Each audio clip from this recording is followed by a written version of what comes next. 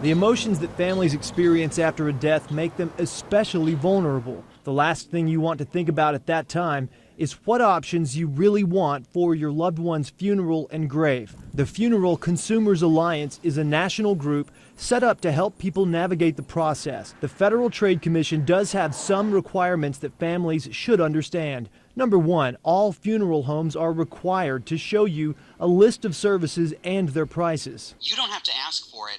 They are obliged by law to hand it to you whether you ask for it or not, right at the beginning when you sit down to talk about making any funeral arrangements. If they do not, that's a warning sign. Number two, it pays to shop around. Most people make a very serious mistake. They pick the funeral home they pick only because they used it before. Costs can vary dramatically. You'll be surprised to find that even in the same city, among 5 or 6 funeral homes, the cost for exactly the same service can vary by thousands of dollars. Comparison shopping may be the last thing on your mind while grieving. So Slocum urges people to plan ahead if possible and even to set aside money for final arrangements, but not to prepay. It's sad, but it's never a surprise to me when I hear that a cemetery is finding that there isn't enough money in there to pay for maintenance, so they raid the trust fund. And then perhaps they raid the accounts with the prepaid money that consumers set aside for a grave.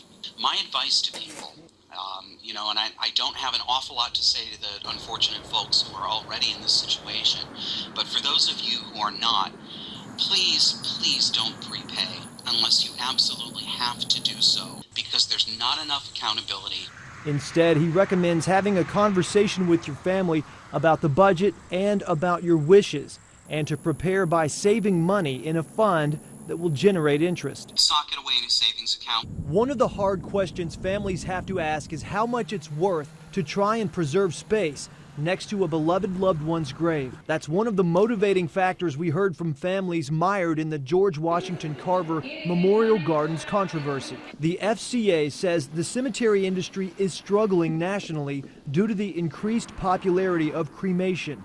They don't recommend prepaying, but if you do choose to put down the money, you must accept the risk. Kermit Dooley with the nonprofit Alabama Cemetery Preservation Alliance says there are laws on the books to prevent the desecration of graves, but not to keep cemeteries from closing. Unfortunately, we need some more stringent laws in that respect. When it comes to preserving a cemetery, especially one where people have a stake in its future, Dooley says there is strength in numbers. Many times families and other stakeholders wind up taking over the maintenance. A lot of cemeteries now have a cemetery board, and you pay a fee every year and they keep it clean, etc.